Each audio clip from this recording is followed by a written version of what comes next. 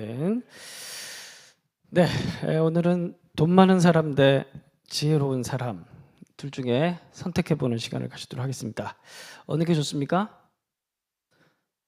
지혜요? 왜 지혜죠? 둘 중에 하나만 택하라. 그러면 진짜 지혜입니까? 지혜로 돈을 얻을 수 있기 때문에. 알겠습니다. 오늘 본문은 여러분들 뭐 잘 알고 계시듯이 우리가 선교사님을 이제 두 분 한 가정을 후원을 하고 있는데 남편분 이름이 정다이시고 이제 사모님 이름이 선교사님 이름이 김아비가일입니다. 왜 아비가일일까? 그런 생각 안 해보셨죠? 왜 아비가일일까? 대단한 여성입니다. 오늘 그걸 살펴보는 시간인데 그런데 오늘 본문 자체가 두 사람을 대조하는 구조로 처음부터 끝까지 쭉 진행되는 형태로 되어 있습니다. 그리고 이 두 사람을 대조하는 대조법의 기준이 뭐냐? 다른 사람을 대조하려고 그러면 기준이 있어야 될 거 아닙니까? 그렇죠? 저 사람을 평가하고 판단하려고 그러면은 어떤 기준이 있어야 됩니다. 그 기준이 지혜입니다. 지혜. 자, 그 대조법 안에 지혜라는 그 판단 기준 아래 두 사람의 이야기가 다윗과 어떻게 연결되는지가 오늘 전체 내러티브의 이해를 하는 핵심이다. 그렇게 먼저 말씀을 드리고 2절부터 보겠습니다. 자, 먼저 등장인물 소개입니다. 마온에 한 사람이 있는데 그의 생업이 갈멜이 있고 어때요? 여러분들 되게 좋아하시는 거. 그냥 부한 게 아니고 심히 부해요. 그냥 부한가 말고 이게 심히 부해요. 심히. 여기서 사용된 이제 히브리어 단어가 메어드라는 단어인데 이거는 그냥 많다 이 정도가 아니라 전문 용어로 겁나 많다는 거예요. 전문 용어로 진짜 많은 거예요. 진짜 많은 거. 어느 정도냐면 양이 3,000마리, 염소가 1,000마리. 뭐 대충 이렇게 계산한 것 같고 어쨌든 엄청나다는 겁니다. 양이 3,000마리면은 한 마리당 100만 원 하면 얼마일까요? 100만 원 넘나요? 어쨌든 엄청납니다. 심히 부자예요. 자, 그런데 먼저 말씀 좀 드리자면 가끔 그 성경 해석에 대해서 좀 얘기를 나누다 보면 그 뭔가 부자라는 것 자체를 나쁘다고 생각하는 사람이 가끔 있는 것 같아요. 부러워서 그런 거죠. 그리고 이제 어떤 분이랑도 얘기를 하면 이제 목사님들 사이에서는 얘기를 하다 보면 대형 교회 자체를 악마시하는 사람도 있습니다. 작은 교회가 무조건 작은 교회가 교회론적으로 옳다라고 생각을 하는 사람도 가끔 있습니다. 부러워서 그런 거죠, 그것도. 예? 노력해도 큰 교회가 안 되니까 뭐 그런 건 아닐 거고. 근데 중요한 건 구약 성경 안에서 특히 물질이 많은 건 축복입니다. 기본적으로 물질이 많은 건 이제 하나님께서 그렇게 허락해 주셨다는 그런 개념이 깔려 있습니다. 그래서 그래서 꼭 부자라고 해서 다 축복받고 뭐 그런 개념이 아니라 중요한 건 뭐냐면 이 나발은 돈에 대한 돈이 많다는 묘사 외에는 없어요. 무슨 말일까요? 한마디로 돈만 많은 거예요. 그런 문제가 있는 겁니다. 그래서 누가복음 12장을 보면 예수님이 부자에 대한 비유를 얘기를 할 때 한 부자가 그 밭에 소출이 풍성하매라는 말로 비유를 시작하면서 이 부자가 어떤 부자냐를 묘사를 하는데 한번 20절 띄워주십시오. 하나님은 이르시되 어리석은 자여 이렇게 얘기합니다. 그러니까 뭐예요? 그러니까 돈만 많은 부자는 하나님 성경적으로 봤을 때 뭐예요? 어리석은 자인 거예요. 이해가 되시죠? 왜 이런 표현을 사용하시는지 기억하시라는 겁니다. 그래서 오늘 밤에 내용을 도로 찾으려니 그러면 내가 준비한 것이 누구의 것이 되겠냐? 자기를 위하여 재물을 쌓아두고 하나님께 대하여 부유하지 못한. 그러니까 부자 좋아요. 돈 또 하나님 주신 거야. 그러니까 여러분들 부자 많이 되셔요. 저는 못 되지만 여러분들 많이 되셔요. 저는 달란트가 없어. 여러분들이 많이 되셨으면 좋겠어요. 근데 부유하지만 물질로도 부유하지만 동시에 하나님께도 부유하지 못하면 어리석은 부자인 겁니다. 그러면 문제가 많이 생겨요. 어떤 문제가 생기냐면 오늘 나발과 같은 문제가 생기게 될 겁니다. 자, 그래서 이 나발에 대한 소개는 그 오늘 본문을 이렇게 사무엘상을 읽어가다 보면 무슨 이야기냐면 나발에 대한 소개는 심히 부자다라고 얘기를 하고 뚝 끊겼다가 아비가일로 넘어가요. 그러니까 평가를 하진 않지만 이미 평가를 한 겁니다. 제가 그 말씀을 드리는 거예요. 그러니까 이 나발은 뭐라고 얘기를 하는 거예요? 어리석은 부자다. 그렇게 얘기를 하고 있는 겁니다. 그리고 3절. 이제 그 사람의 이름은 나발이다. 이름도 참 좀 이상하죠. 나발. 나발 거리는데, 그런데 그 이제 아내 이름이 나옵니다. 아내는 아비가일. 근데 이 여인을 소개를 할 때 제일 먼저 뭘 얘기를 합니까? 총명하고라고 얘기를 하죠. 그러니까 대조법인 겁니다. 앞에 나발은 어떤 사람? 어리석은 사람. 근데 반대로 와이프인 아내인 아비가일은 어떤 사람? 총명하다고 얘기를 하는데, 이 셰켈이라는 단어가 띄워주십시오. 다 같이 한번 읽어보겠습니다. 시작. 사악한 자의 기름. 이게 잠언 13장에 나오는 구절인데, 여기서 선한 지혜라고 할 때 이 셰켈이라는 단어가 사용됩니다. 그러니까 총명하다라고 요 사무엘상에서는 번역이 됐지만 잠언서에 가보면 이 단어는 지혜로 번역이 되는 단어입니다. 그러니까 딱 비교 대조를 하고 있는 거예요. 나발은 뭐라고요? 어리석음의 대표적인 사람. 아비가일은 어떤 사람? 지혜로운 대표적인 사람. 그런데 고대나 현대나 남자는 남자는 능력. 돈이 많으면 좋죠. 남자는 특히. 옛날과 좀 다른 것 같긴 한데, 그래도 남자는 능력. 그럼 여성은 뭐예요? 제가 그렇다는 게 아니고 일반적으로 세상에서 예나 지금이나 여성은, 아름다운 여성이 그게 뭐예요? 무기인 겁니다. 그래서 이렇게 얘기를 하는 거예요. 총명하고 용모가 아름다우나. 그러니까 나발도 세상에서 능력 있는 남자, 그리고 여성은 뭐가 최고냐면은, 예나 지금이나 뭐가 제일 중요하냐면 외모가 중요하다. 세상에서, 내가 그렇다는 게 아니고, 그래서 세상에서 그 기준을 지금 얘기를 하고 있는 겁니다. 근데 돈만 있고 뭐가 없으면, 하나님께 대한 부유함이 없으면 어리석은 거예요. 근데 이 여인 또 용모가 아름답기만 하고 그냥 끝났으면 뭐 한 거예요? 어리석은 여자라는 거예요. 이렇게 대조가 되는 겁니다. 그런데 이 여인에게 뭐가 있습니까? 지혜가 있는 거예요. 그래서 달라지는 겁니다.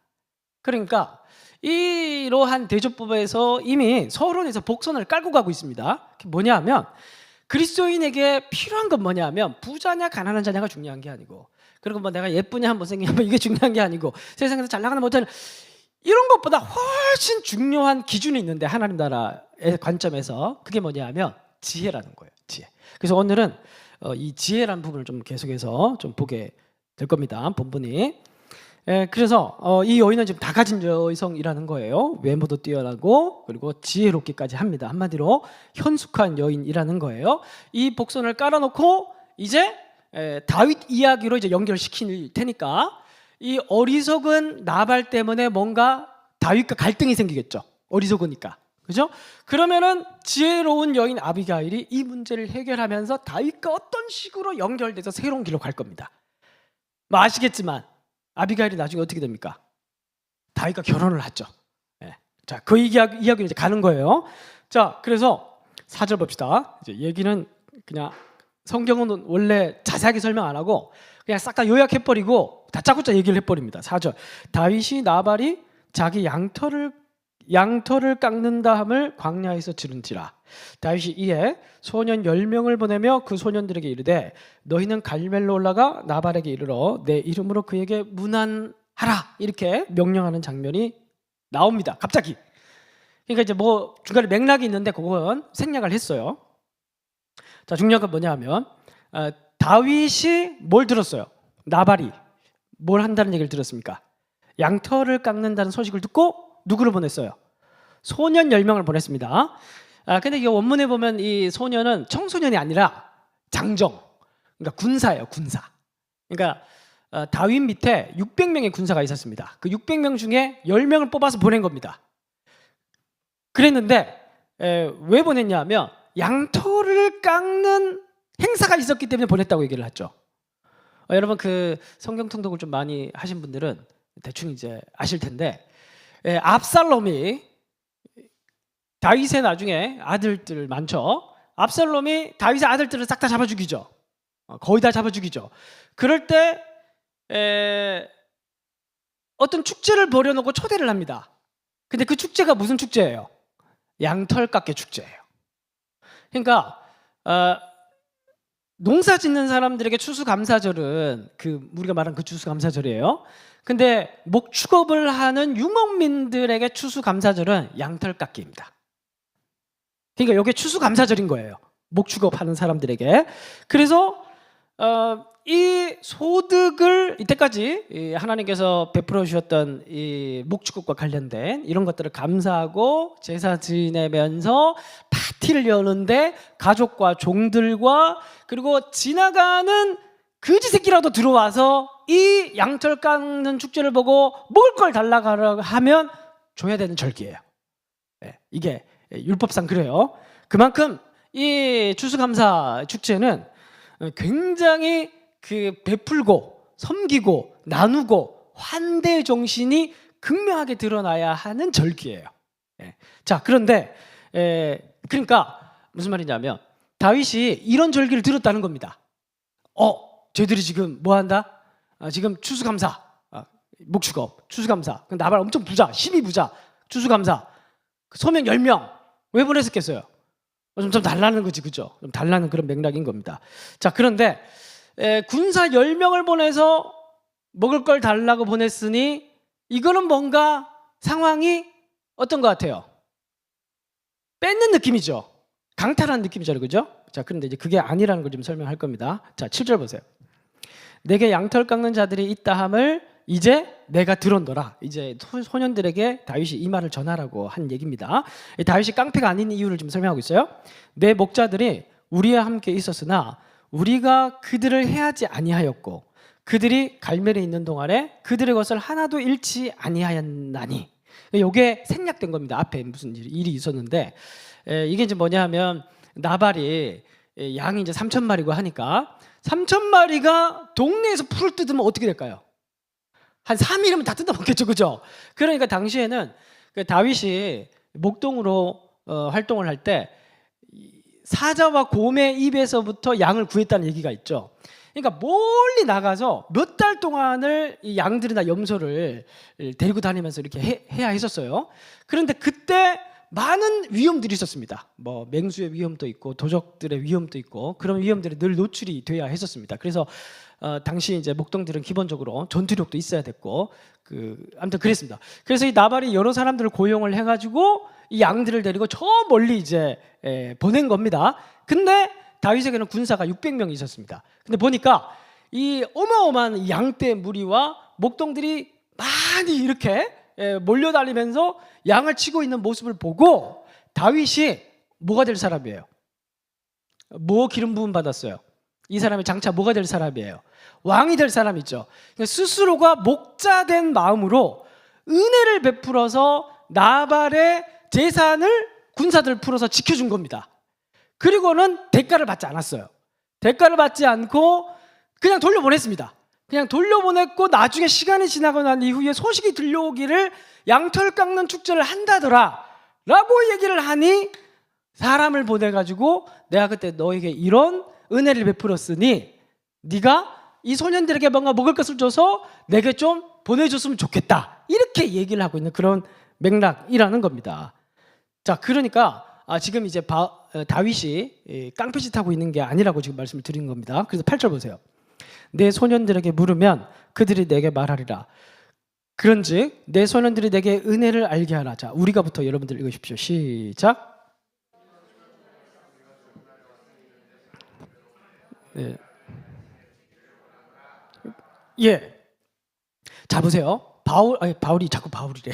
이 다윗이 말투가 어때요, 지금? 되게 조심스럽죠. 지금 이제 나발에게 소년들에게 말을 넣어주면서 나발에게 뭐라고 얘기를 하냐면 우리가 좋은 날이 왔은즉, 그러니까 우리가 그냥 와서 대가를 달라는 게 아니라 지금 축제고 네가 지금 환대를 베풀어야 하는 그런 의무가 있는 절기고, 그래서 내가 지금 뭘 보냈어요? 내 종들, 이게 소년들이에요. 그리고 다윗 자신을 뭐라고 낮춥니까? 내 아들이라고 표현을 하죠. 그러니까 혹시라도 이 나발이 자기를 오해할까 봐 군사들을 데리고 있으니까 강압적으로 자기의 재산을 착취하고 빼앗아가는 맥락이 될까봐 엄청 조심하면서 지금 자기 자신을 낮추면서 겸손하게 나발에게 좋은 날이니까 네가 그냥 이 10명 정도가 들 수 있는 음식을 나에게 보내달라고 지금 얘기를 하고 있는 장면인 거죠.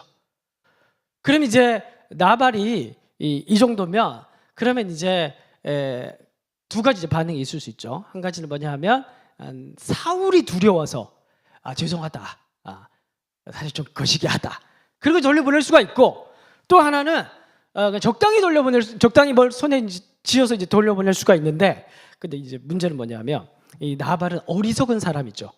그럼 어리석은 사람의 특징이 뭐냐?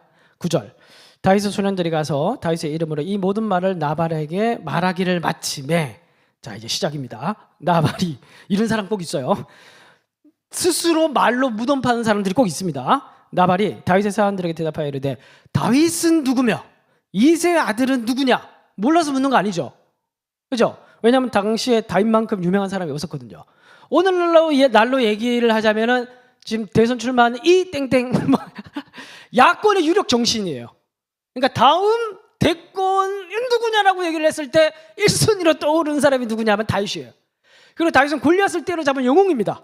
그리고 군대에서도 뛰어난 또 군인이기도 하고, 저기 적국 블레셋 사람들도 다 알고 있는 대단한 사람이 다윗입니다. 근데 나중에 뒤에 나오지만은 아비가일도 다윗에 대한 얘기를 아주 상세하게 잘 알고 있어요. 근데 지역 유지인 나발이 다윗을 몰랐다는 거 말이 안 됩니다. 그래서 다음 보세요. 요즘 각기 주인에게서 억지로 떠나는 종이 많도다. 이 주인은 누구예요? 사울에게서 도망친 노예로 지금 묘사를 하고 있는 겁니다. 내가 어찌 내 떡과 물과 내 양털 깎는 자를 위하여 잡은 고기를 가져다가 어디서 왔는지도 알지 못하는 자에게 주겠냐? 한마디로 얘기를 하면은 니까지 크는데 내가 이거 뭐하러 이걸 주냐? 나는 사울 편이고, 네가 뭐길래 내가 너한테 음식을 주냐? 그러니까 이게 단순히 거절이 아니라 이거는 뭘 하고 있는 겁니까?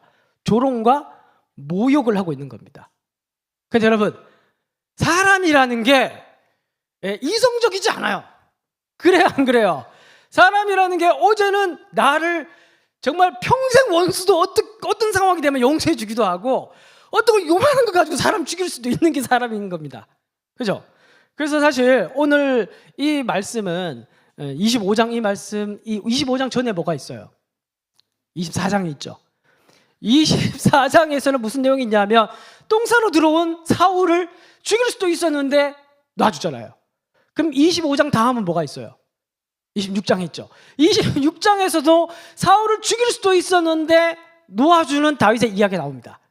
그러니까 25장 앞뒤로 진짜 자신의 원수인 사울을 놓아주는 다윗의 이야기가 나오는데, 25장에서는 자기를 모욕하고 조롱했다는 이유로 내가 이 나발에게 속한 모든 것을 하나도 남겨두지 않고 내가 오늘 밤 진멸할 것이라고 얘기를 하면서 각기 칼을 차라, 그러면서 키를 떨는 다윗의 모습이 나옵니다.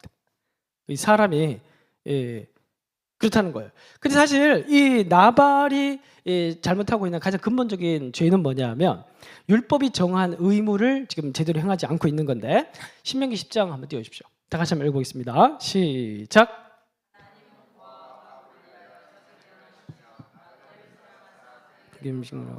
주나리 너희는 나그네를 사랑하라. 전에 너희도 애굽 땅에서 나그네 되었습니다. 그 사실 이 나발이 가지고 있는 가장 큰 잘못은 뭐냐 하면, 그러니까 우리가 되게 특히 야구 교회는 개인적이고 그리고 심리적인 차원의 구원론에 빠져 있는 경우가 되게 많습니다. 무슨 말이냐면, 보통 우리가 신앙생활이라고 생각을 하고 규정을 할 때 교회 나와서 예배드리고 헌금 생활하고 때가 되면 선교 활동 가고 이런 것 정도가 우리는 신앙생활의 틀이라고 생각을 합니다. 이거를 넘어가서 우리 일상생활 속에서 만나는 가족이나 이웃이나 혹은 교회 사람이나 누구든지 간에 회사 사람이나 이 사람들과의 관계에서 우리가 말을 통해서 상처를 준다든지 아니면 말을 통해서 다른 사람을 살리는 것이 우리의 구원과 우리의 신앙과 밀접하게 연결되어 있다는 생각을 잘 못합니다. 그 사실 오늘 이 나발의 모습은 뭘 얘기를 하는 거냐면 구원과 하나님 백성은 쉽게 얘기해서 하나님 구원받은 하나님의 백성은 나발 같을 수 없다라는 걸 얘기를 하는 거예요. 그러니까 하나님 백성은 절대 어리석어서는 안 되는데 그 어리석음이라는 것은 뭐냐 하면 제 카톡 혹시 연결된 사람은 제 카톡 프로필을 보면 제가 한번 필 받아가지고 사진을 바꿨는데 교양이란 되게 오래전에 교양이란 옳고 그름보다 상대방의 민망함을 먼저 살피는 것이다. 저는 이제 이걸 보고 저 스스로를 아주 많이 돌아보게 됐습니다. 왜 웃으세요? 그 이제 우리가 참 그 구원받은 백성이 나타나야 될 가장 다시 논리적으로 돌아가 보면 구원받은 백성에게 가장 먼저 나타나야 될 특징은 뭐냐 하면 물론 이제 예배고 뭐 여러 가지 것들도 있긴 하지만 다른 사람을 향한 존중하는 태도입니다. 그러니까 내가 어떤 말을 하고 어떤 행동을 했을 때 이 사람들이 민망하면 안 돼요. 그러니까 조롱받거나 모욕받는 느낌을 드는 말을 해서는 안 돼요. 그래서 사실 저도 이제 목회를 하다 보면 목회라는 게 사람을 만나는 거잖아요, 그죠? 그러니까 저는 늘 리스크에 노출돼 있습니다. 늘 이제 많이 노력을 하는데도 이게 잘 안 돼요. 어리석은 거죠. 네? 근데 이거는 우리가 계속해서 우리가 평생 동안 노력을 해야 될 부분이에요. 훈련을 해야 될 부분이고.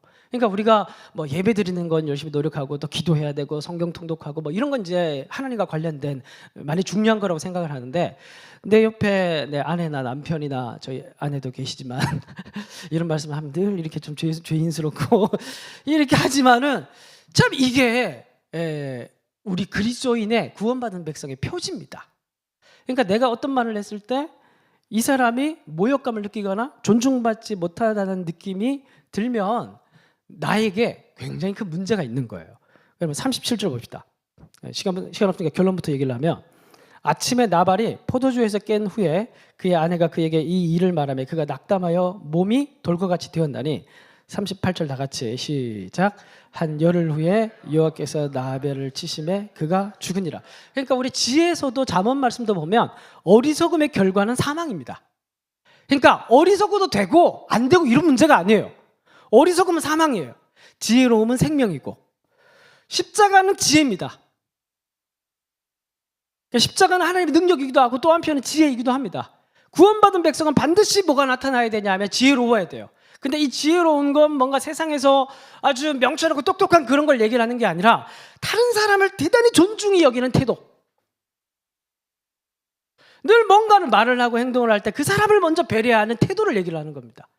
근데 이게 나의 신앙과 상관없는 게 아니라 나의 구원과 상관없는 게 아니라 굉장히 중요한 구원받은 백성에 나타나야 될 표지라는 거예요.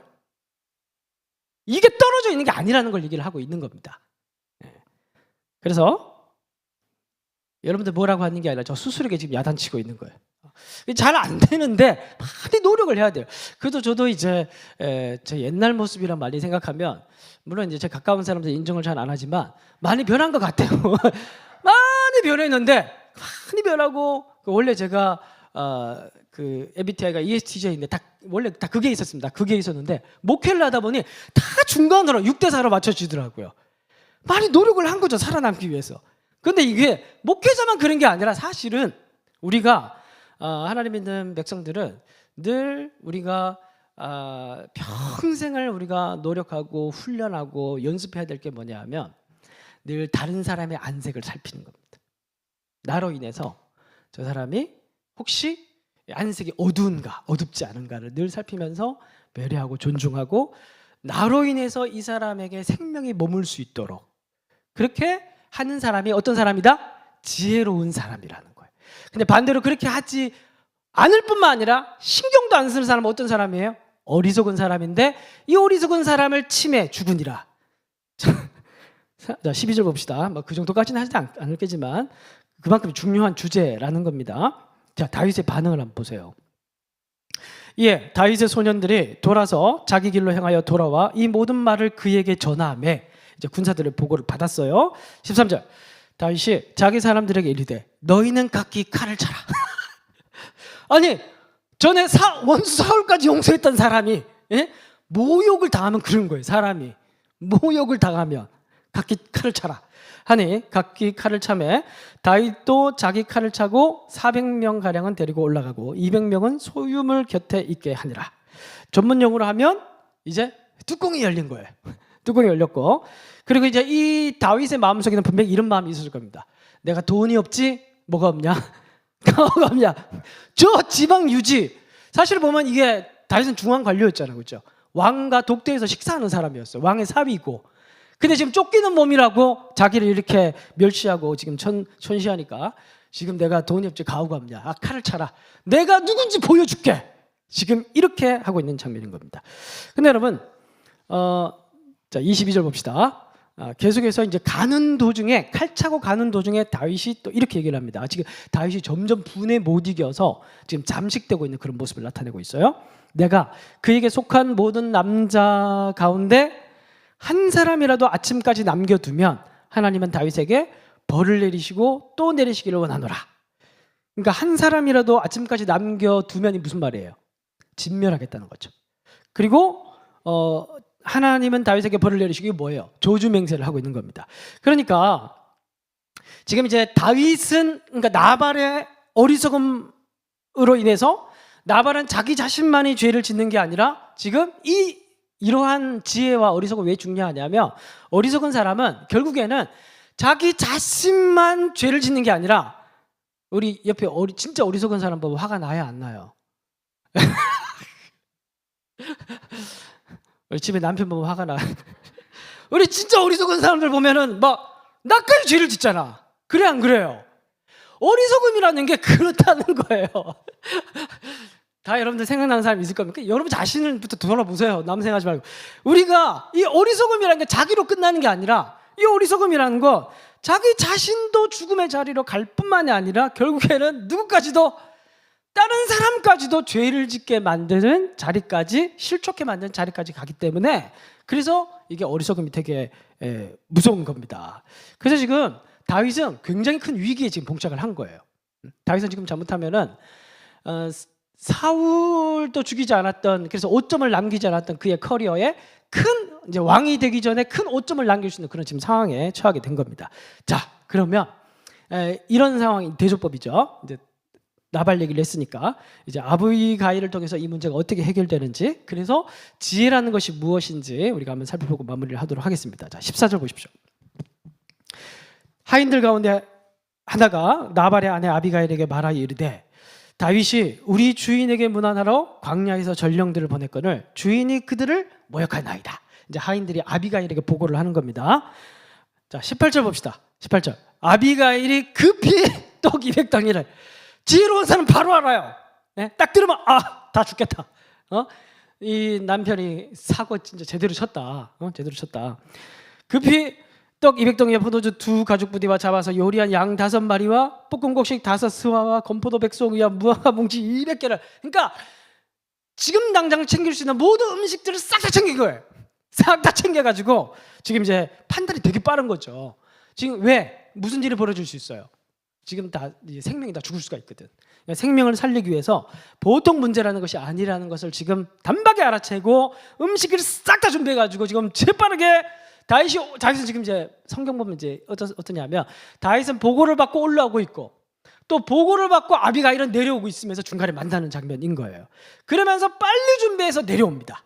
그리고 23절 아비가일이 드디어 다윗과 마주치게 됩니다. 아비가일이 다윗을 보고 급히 자, 태도를 보십시오. 야, 진짜 대단합니다.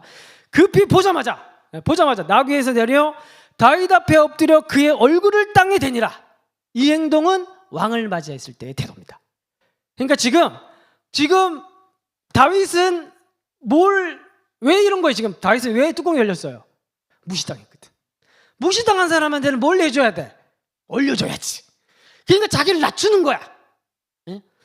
그래서 24절 그가 다윗의 발에 엎드려 이르되 내 주여 원하건대 이 죄악을 원문에 보면 무슨 말로 시작하냐면 내 탓이요라는 말로 시작합니다.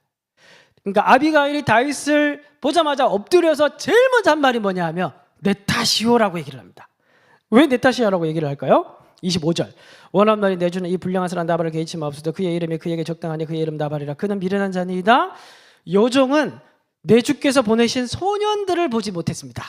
내가 먼저 봤다면 이런 일이 일어나지 않았을 텐데, 내가 못 봤기 때문에 이 일들이 다 벌어진 겁니다. 내 탓이요 라고 얘기를 하면서 제일 먼저 하고 있는 게 뭐예요?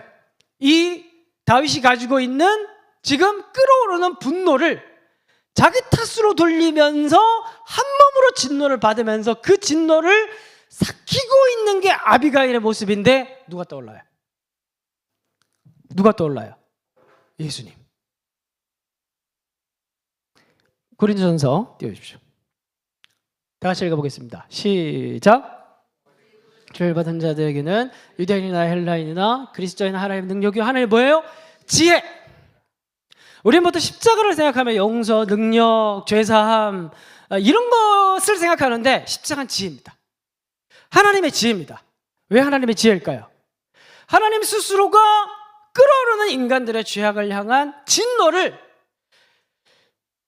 해소시킬 수 있는 하나님의 말씀의 순종의 그릇으로 자기 아들을 보내셔 십자가라는 방식으로 이것을 해결하셨기 때문에 이 십자가는 하나님의 뭐가 되는 겁니까? 지혜가 된다라는 거예요.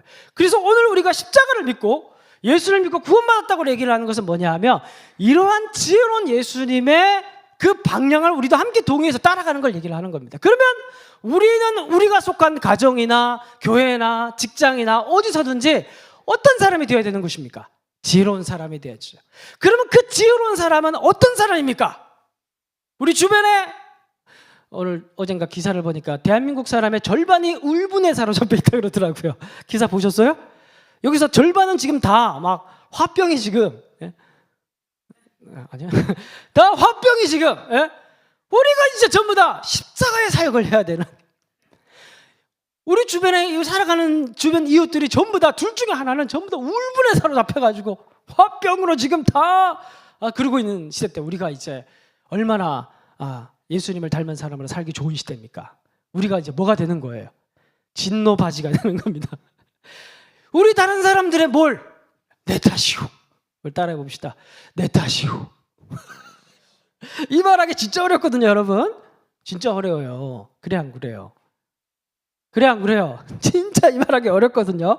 대부분의 사람들이 다 지가 잘못해도 제일 먼저 변명하는 게 인간입니다. 네, 이게 뭐예요? 지혜라는 겁니다. 근데 이게 뭘 살려요? 다윗을 살리고 모든 걸 살리는 거예요. 그냥 이거 단순히 그냥 말장난하는 그런 얘기가 아니라 예수님을 통해서 하나님께서 우리에게 이 세상에 생명을 흘려보낸 방식이었습니다. 내 탓이요. 그러면서 계속 봅시다. 26절. 내 주여 여호와께서 살아계심을 두고 맹세하노니 내 주도 살아계시거니와 내 주의 손으로 피를 흘려 친히 보복하시는 일을 여호와께서 막으셨으니 내 주의 원수들과 내 주를 해하려는 자들은 나발과 같이 되기를 원하나이다. 그러니까 먼저 내 탓이오라고 얘기를 하면서 먼저는 진노를 받고, 그리고 그 진노를 삭히고 난 이후에 이제 다윗이 제정신이 돌아오니까 당신이 무슨 짓을 하려고 했는지를 지금 일깨워주고 있는 겁니다. 굉장히 이제 아비가일이 되게 지금 하나님 나라 관점에서 되게 이제 상황을 잘 보고 있는 거죠. 그리고 이 무슨 말이냐면 30절 봅시다. 여호와께서 내 주에 대하여 말씀대로 모든 선을 내 주에게 행하사 내 주를 이스라엘의 지도자로 세우실 때에, 다윗이 왕이 될 때, 왕으로 등극할 때 무슨 문제가 발생할 수 있냐면 31절. 내 주께서 무죄한 피를 흘리셨다든지 내 주께서 친히 보복했다라든지 함으로 슬퍼하실 것도 없고 책 잡힐 일도 없고 내 주의 마음에 거리낄 것도 없고, 그러니까 당신의 왕이 되는 커리어에 문제가 생길 수 있다는 거예요. 어느 한 가문을 진멸했다가. 왜냐하면 지금 사울 같은 경우 고대시대 왕족들 같은 경우에 혈통으로 연결되잖아요. 근데 다윗은 혈통 사위지만 혈통이 아니기 때문에 나중에 왕이 되긴 됐는데 계속 따라다닙니다. 뭐가? 칼로 왕이 됐다는, 쿠데타를 일으켜서 왕이 됐다라는 그게 계속 따라다니기 때문에 지금 물론 지방이지만 한 유력 가문을 진멸한 일이 생기게 되면 이 사건이 계속 다윗의 왕이 되는데 발목을 잡게 될 것이다. 지금 아비가일이 지금 계속 이렇게 얘기를 하고 있는 겁니다. 그러니까 아비가일이 너무 정확하게 잘 보고 있죠. 첫 번째는 뭐냐 하면 다윗이 지나친 복수를 통해서 하나님 앞에 죄를 지을 수 있는 가능성이 있었고, 두 번째는 뭐냐 하면 왕이 되어야 할 사람이 그 직분에 합당치 못한 잘못된 사람에게 잘못된 일을 행할 수 있는 가능성이 두 가지가 있었어요. 이걸 누가 다 맡고 있는 겁니까? 아비가일이 지혜롭게 다 맡고 있는 거예요.